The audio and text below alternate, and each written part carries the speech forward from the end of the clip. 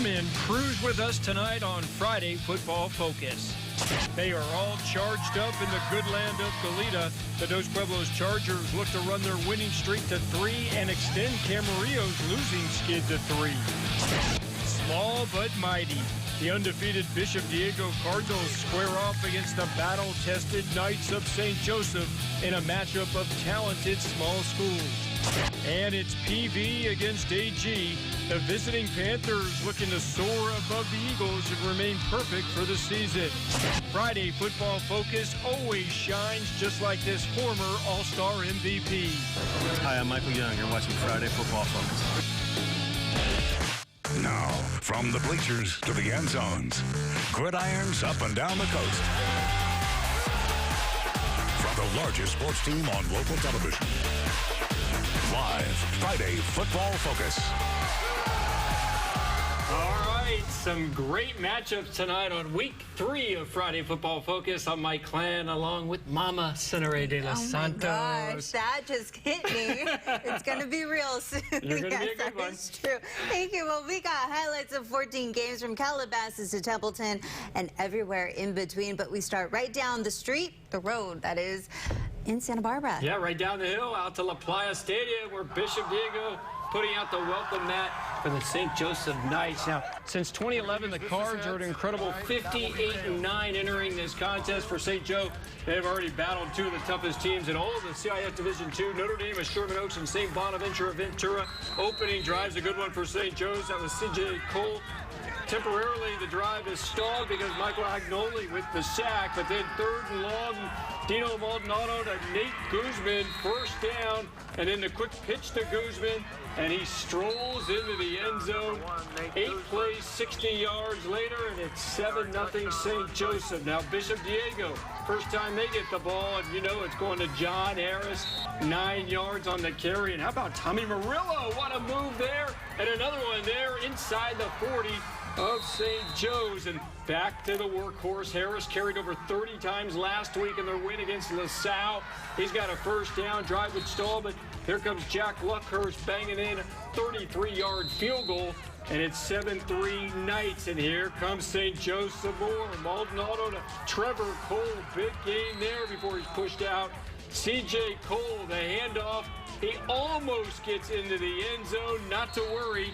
Next play, he is in. And how about the Knights up 14-3? First time Bishop Diego's trailed all season long. Here's a goosebump moment. Ensuing kickoff, Isaiah Veal. His grandma passed away today. And look at Isaiah Veal. What a moment. They were saying on the sidelines that one was for grandma. 88 yards for the touchdown. Emotional play and night for Isaiah. Wow, 14-10. Here comes St. Joe's. This is all still in the first quarter. Maldonado to Nate Guzman. Huge gain. And finally, the quarter would end. It's 14-10 St. Joe's. 4th and 3. They went for it. They don't get it, so Bishop Diego takes over. And goodbye, John Harris. Big. And he's so fast. The Knights are loaded with speed. But look at the big guy, 91 yards for the touchdown. John Harris, people banging into me, didn't matter. Harris takes it in. Bishop Diego led 17-14 at the half, but they would not score in the second half. Bishop losing a rare regular season game. 21-17 is the final. Caleb Monette was the difference maker in the second half. His short touchdown won it for St. Joe's. Bishop Diego, a couple of fumbles in the second half.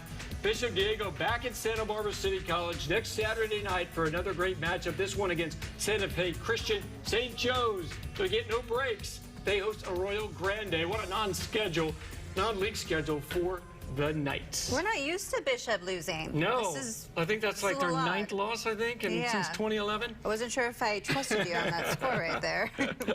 Great game, though. Yeah, the Lompoc Braves are playing terrific defenses. They've gotten off to a 3-0 start tonight. They hosted a Santa Barbara team that has been struggling to get their offense in gear. That's right. Friday Football Focus senior reporter Dave Alley was at tonight's game, and he joins us live with all the highlights. Hi, Dave. Yeah, hi, Senator and Mike. Yes, right now there's just no team playing better football on the Central Coast than the Lompoc Braves through their first 3 games. They're just absolutely rolling. Right now, the latest polls show them ranked number 3 in the CIF Southern Section Division 4 poll, number 70 in all of California. So the team here tonight on the opposite sideline, Santa Barbara, boy, they figured to have their hands full, and they certainly did.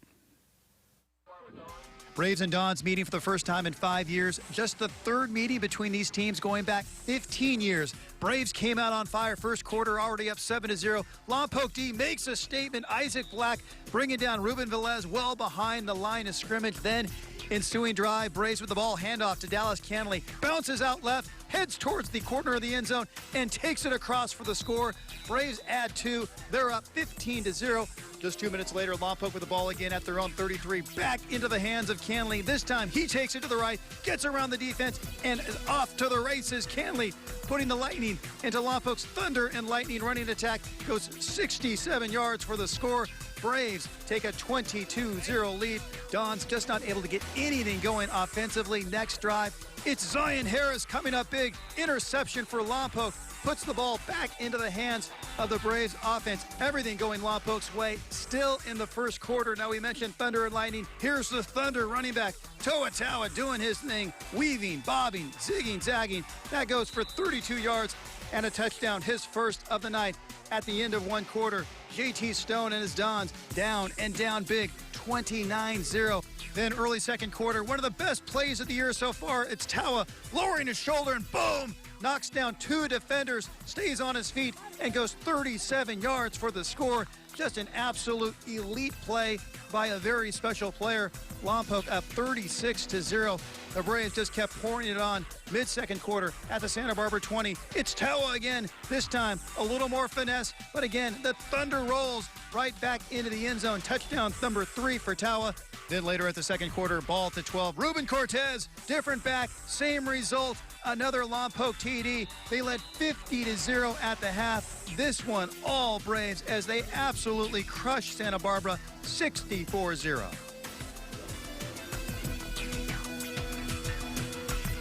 Boy, what a dominating performance. You can just say all the way around. Andrew Jones and his team, they came to play from the opening whistle, and that's the way it's been going this season. Second straight shutout for Lompoc. They've won their last 3 games, by the way, by a combined score now, 151-10.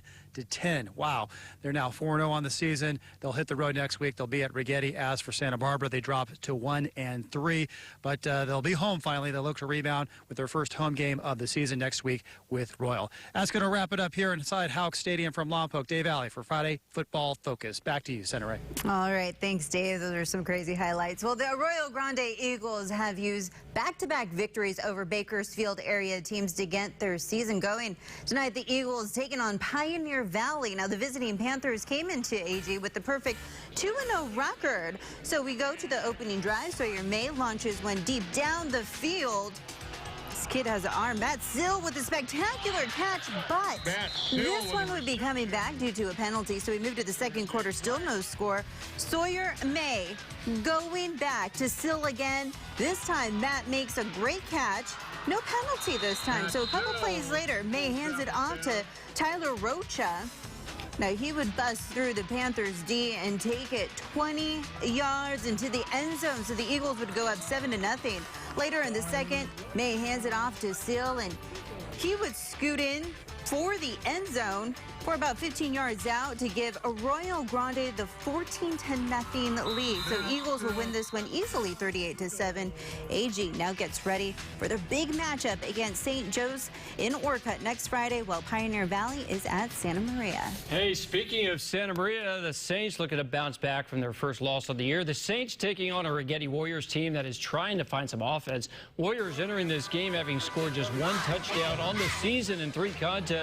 Early first quarter, Santa Maria quarterback Blake Truhite, he's going to drop back, but he doesn't see Trey Gonzalez, who steps in front of the pass for the interception. And hey, Trey just did not want to go down. Said, I want to run with it for a little bit before he's brought down. Now, Santa Maria, we get the ball back, they kick a field goal. Here comes Rigetti back on the attack. Januel Laron. What a nice run by Laron. It's a touchdown, and Rigetti trying to get that offense in gear is up 7-3, but with only 4 ticks left in the first half, it'd be the Saints captain Isaiah Garcia crossing the goal line.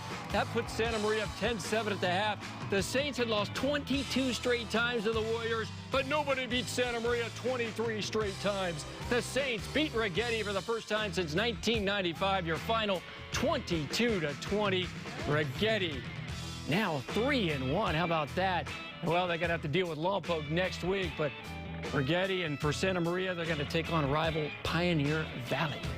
Well, after going winless last year, the Morro Bay Pirates are undefeated this year. Tonight, the Pirates are looking to move to 4-0 as they played at San Luis Obispo. Now, the Tigers still looking for their first victory of the season. We'll pick it up with a minute left before the half. Slow up 13-3. Pirates quarterback Aiden Mariardi zips it to Marco Rosati for the 16 yards. And very next play, Moriarty to Spencer Cecile. That is good for the touchdown. Now the PAT is no good, so it's a 13-9 ball game in favor of Slow. We head to the third quarter now. This time Moriarty's pass is picked off by Jason Dowdy. So 5 plays later, Slow's quarterback, that would be William Mainhold, gives it to Pearson Masachuk for the 14-yard touchdown. So Slow now up 20-9, still in the third. Moriarty's would hand it to Luis Alvarez for the touchdown. Morro Bay now making it a game, down 20-16. So with 4 minutes left, Moriarty would give it to Danny Koval for the 25-yard gain. So we have a minute 30 left in the game, and the throw to the end zone is caught by Spencer Cecile. Check out that catch. That would put Morro Bay up 22-20. Okay, Slow with a minute left to score. Right? Would they get it done? The pass picked off by who else? Cecile. He is the hero for the night. He runs it all the way back for another Morro Bay touchdown. They go on to win this one 29-20. So next week, San Luis Obispo is at Dos Pueblos while Morro Bay is on their bye week. Not a bad way to launch their bye week, right? And I think I had that standings wrong. Morro Bay is 4-0. Yeah, so crazy. Don't want to gyp the Pirates. You know, they were winless last year, so they are 4-0. Hey, when we come back, it's Rooster time. Kevin Roos has highlights of San Ynez and Napomo. Then later, we have action from Dos Pueblos home game against the Camarillo Scorpions. We'll see you after the break.